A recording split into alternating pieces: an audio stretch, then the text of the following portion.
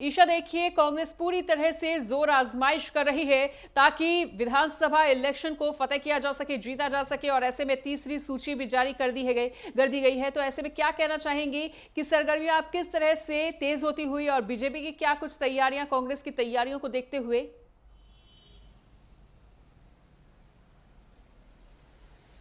देखिए, बीजेपी से ही सबक लेते हुए टुकड़ों में यहाँ पर सूचियां जारी की जा रही है कांग्रेस की तरफ से, क्योंकि अगर हम बीजेपी की बात करें, जिस तरीके से भारतीय जनता पार्टी ने 67 उम्मीदवारों की सूची जारी की, पहली सूची में ही 67 नामों की घोषणा कर दी और उसी का खामियाजा यही बीजेपी को उठाना पड़ रहा है।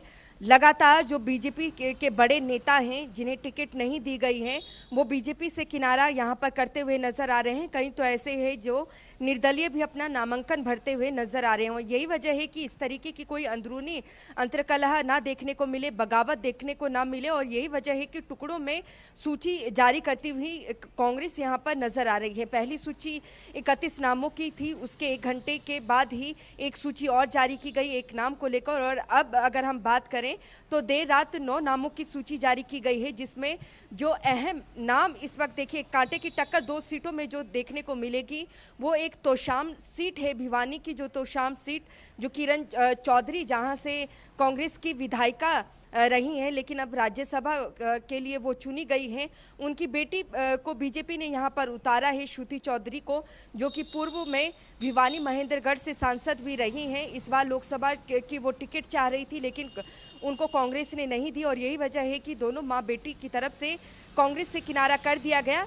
श्रुति चौधरी बीजेपी की उम्मीदवार यहाँ पर हैं, तो वहीं दूसरी तरफ अगर बात करें तो उन्हीं के जो चचेरे भाई हैं अनिरुद्ध, वो यहाँ पर ताल ठोकते हुए नजर आएंगे। और कांग्रेस ने बहुत बड़ा दाव यहाँ पर खेला है, चौधरी बंसी लाल के परिवार को ही इस आमने सामने यहाँ पर खड़ा कर दिया है।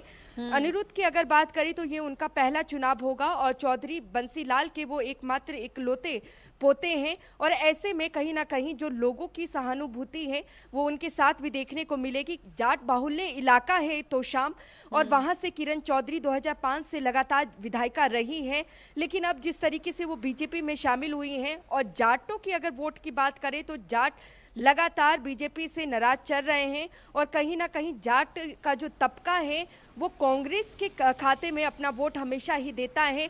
और ऐसे में ये जो जाट समुदाय का जो वोट है वो इस बार विभाजित होता है या नहीं, क्या तोशाम से श्रुति चौधरी जीतती हैं या नहीं जीतती हैं। अगर अनिरुद्ध की अगर बात करें, कांग्रेस ने जिन पर दाव खेला है वो भी चौधरी बंसी लाल के परिवार से हैं, और दोनों ही अपने पूर्वजों के नाम पर यहाँ पर वोट मांगने का काम करेंगे। और ऐसे में अब जनता का देखना होगा, क्योंकि जाट बाहुल्य इलाका है, तो वो जो जाट है वो किसे अपना वोट देती है और कौन वहां से जीतता है। दूसरी महत्वपूर्ण सीट यहाँ पर उचाना कला है।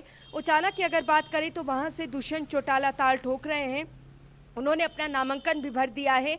और उचाना से 2019 में चुनाव जीते थे दुष्यंत चौटाला, और उन्होंने प्रेमलता, जो कि चौधरी बीरेंद्र सिंह की पत्नी है, उन्हें चुनाव हराया था। और चौधरी बीरेंद्र सिंह की बात करें, एक समय में भारतीय जनता पार्टी में आ गए थे कांग्रेस को छोड़कर 2014 के चुनाव के वक्त, और 2014 में उनकी पत्नी को वहीं से टिकट दी थी, हालांकि वो जीती भी थी। 2019 में समीकरण बदले, और अब यहाँ पर चौधरी बीरेंद्र सिंह अब कांग्रेस में दोबारा आ चुके हैं। उनके बेटे पर यहाँ पर कांग्रेस ने दाव खेला है, और उचाना से चौधरी विजेंद्र सिंह को यहाँ पर टिकट दी गई है, जो कि 2019 में बीजेपी की टिकट पर हिसार से लोकसभा चुनाव जीते थे, लेकिन इस बार उन्हें टिकट नहीं दी गई, और यही वजह है कि दोबारा कांग्रेस में आ गए, और कांग्रेस ने उन्हें चुनाव मैदान में उचाना से उतारा है। और पहले से ही चौधरी बीरेंद्र सिंह ये कहते नजर आए हैं कि उचाना कला से दुष्यंत चौटाला को करारी हार देखने को मिलेगी। और दूसरी तरफ दुष्यंत की अगर बात करें तो उन पर बहुत ज्यादा इस वक्त कहीं ना कहीं बिल्कुल। तमाम जानकारी को साझा करने के लिए आपका बहुत बहुत शुक्रिया। तो